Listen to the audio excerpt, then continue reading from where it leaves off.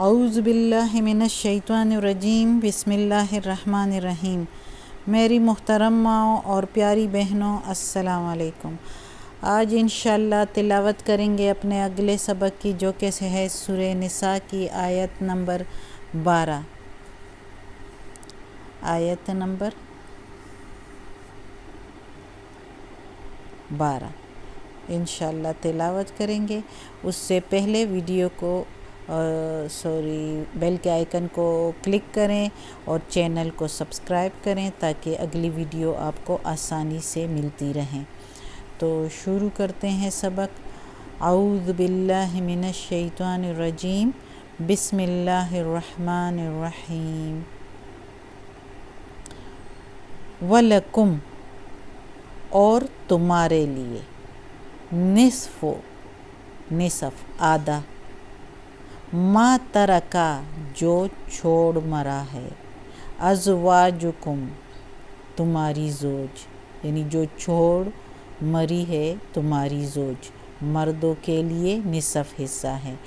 ان لم، اگر نہیں، یکن لہن، اگر نہیں ہو ان عورتوں کی، ولدن، اولاد، تو مردوں کے لیے نصف حصہ ہے اس عورت کے مال میں سے اور جائیداد میں سے، چاہے جو کچھ بھی ہے، چاہے وہ باغ ہے، جائیداد ہے، زیور ہے یا نقد پیسہ ہے، رقم ہے، تو جو بھی ہے اس میں مرد کا نصف حصہ ہے خاوند کا۔ پہلے ہم نے پڑھا تھا ماں باپ، بھائی بہنوں کا اور بیٹوں کا، اولاد کا، اب آج ہم میاں بیوی کا پڑھیں گے۔ اگر اولاد نہ ہو تو عورت اگر مر جائے تو اس میں خاوند کا نصف حصہ ہے۔ فَإِن كَانَ لَهُنَّ وَلَدٌ، پھر اگر ہو اس عورت کی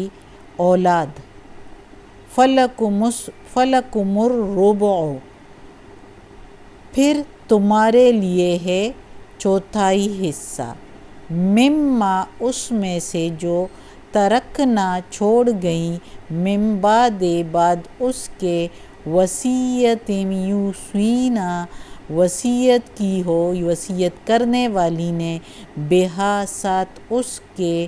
او دین، جو اس نے دینا ہو، یعنی جو قرض ہو اس پر، اس کے قرض اور اس کے وصیت کے بعد جو ترکہ چھوڑا ہوا ہے، اس میں اگر اس کی اولاد ہو تو چوتھا حصہ ہے۔ پھر وَلَهُنَّ الرُّبُعُ، اور عورت کے لیے، اور عورتوں کے لیے چوتھا حصہ ہے، مما ترکتم، جو تم چھوڑ گئے، چھوڑ مرو، یعنی جو شوہر خود جو ہے مر جاتا ہے، اس لیے ان کے لیے کہا گیا جو تم چھوڑ مرو، تو اس میں عورت کا چوتھا حصہ ہے۔ ان لم یکن لکم،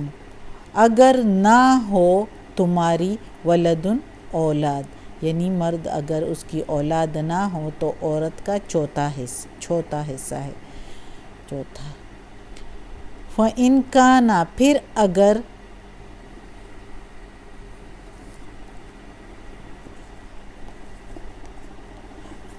اگر لکم، تمہارے لیے، ولدن، اولاد ہو، فلہن، پھر اس عورت کے لیے، فلہن الثمن، آٹھواں حصہ ہے، آٹھواں حصہ۔ اگر اولاد نہ ہو تو چوتھا حصہ، اور اگر اولاد ہو تو آٹھواں حصہ، مما، اس میں سے جو ترکتم، تم چھوڑ مرو، من بعد، بعد اس کے، وصیت کی ہو، جو توصونا، تم نے جو وصیت کی ہو، بہا، ساتھ اس کے، او دین، جو قرضہ دینا ہو، یعنی جو لین دین دینا ہو، تو اس کے بعد یہ وصیت کرنی ہے۔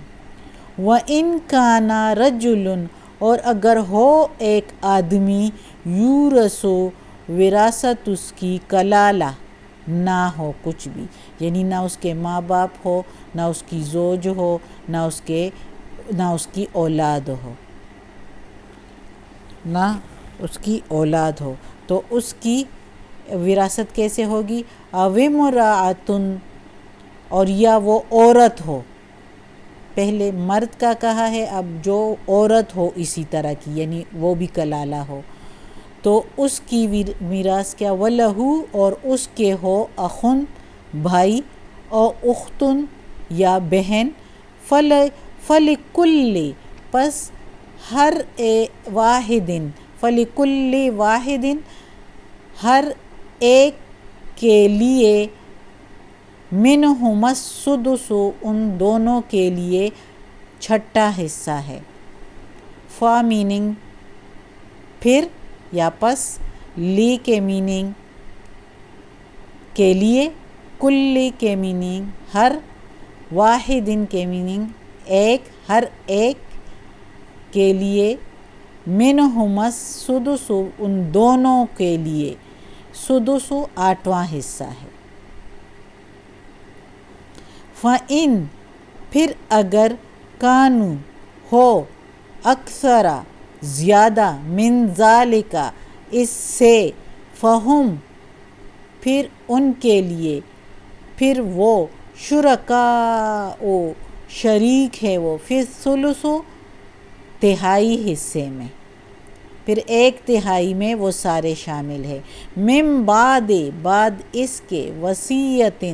جو وصیت کی ہو، یوصی وصیت کرنے والے نے، بہا ساتھ اس کے، او دین جو قرضہ ہو اس کا، غیر مضار بغیر کسی نقصان کے اوروں کو، یعنی کسی اور کو نقصان نہ ہو، وصیۃ من اللہ، یہ وصیت ہے، یہ حکم ہے اللہ کی طرف سے، واللہ، اور اللہ، علیم حلیم، کامل علم والا ہے اور تحمل والا ہے۔ اس لیے اللہ تعالیٰ نے یہ حصے مقرر کر دیے ہیں اب زوج کے لیے بھی، میاں بیوی کے لیے بھی۔ تو اب اس میں اللہ تعالیٰ نے کہا ہے کہ مرد کے لیے اپنی بیوی کے ترکہ میں سے، وراثت میں سے جو ہے وہ نصف حصہ ہے، اور اگر اس حالت میں جب اولاد نہ ہو، اگر اولاد ہو تو پھر مرد کا جو ہے چوتھا حصہ ہے، ربع، اور اسی طرح اگر عورت ہے اور مرد جو ہے وہ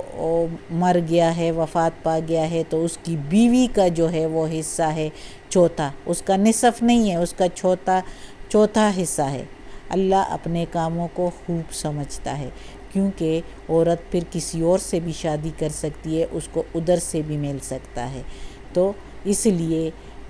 عورت کے لیے چوتھا حصہ مقرر کیا ہے اگر اولاد نہ ہو، اور اگر اولاد ہو تو پھر عورت کا ثمن، آٹھواں حصہ ہے، کیونکہ اولاد کو دینا ہے پھر، اور اس میں سے بیوی کا آٹھواں حصہ بنتا ہے جو مرد چھوڑ مرا ہے، اور یہ حصے بھی تب جو اس نے وصیت کی ہو اس کے بعد، اس کی وصیت کو خاص طور پر بار بار اللہ تعالیٰ مرنے والے کی وصیت کو ہر جگہ پر دہرا رہا ہے، اس لیے کہ پہلے وصیت، پھر قرضہ، اور پھر دوسروں کا حصہ، پھر جو حصے مقرر کیے ہیں۔ پھر اگر ایسے بندہ ہو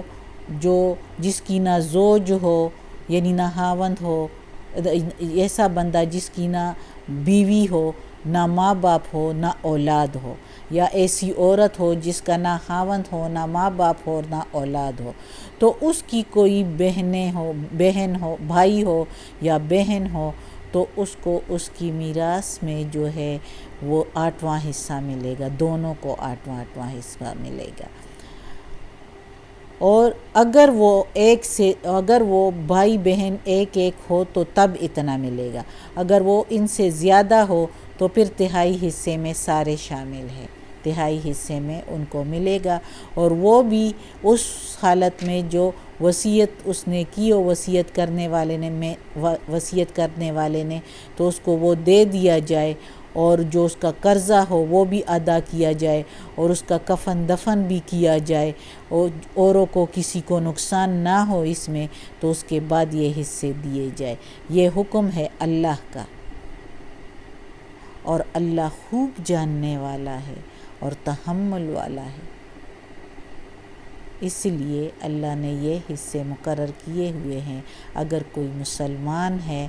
اور مخلص مسلمان ہے تو اسے اللہ پر بھروسہ کرنا چاہیے، اور اللہ کے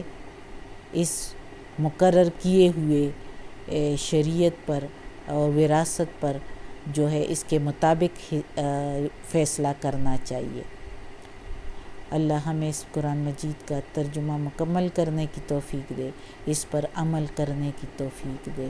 آمین۔ یا غفور الرحیم، یا رحمان الرحیم،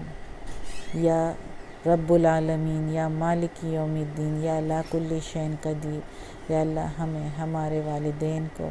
ہماری اولاد کو، میری استانی آپی جان کو،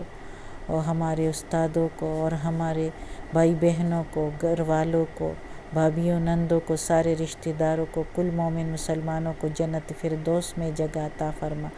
دوزخ کے عذاب سے بچا، قبر کی سختی اور وقت نزاع کی سختی آسان فرما۔ یا اللہ ہمیں عافیت والے معاملات دے، ہماری پریشانیاں اور بیماریاں اور تکالیف دور کر دے، ہماری ساری مصیبتیں جس نے ہمیں گھیرا ہوا ہے، یا اللہ تو ہی ہمیں اس سے نکال سکتا ہے، ہمیں اس سے نکال دے، یا اللہ ہمیں ٹھیک کر دے، اور ہمیں ہمارے کام آسان کر دے، یا اللہ۔ یا غفور الرحیم، ہمیں اپنے نیک اور صالح لوگوں میں شامل کر دے، آمین ثم آمین۔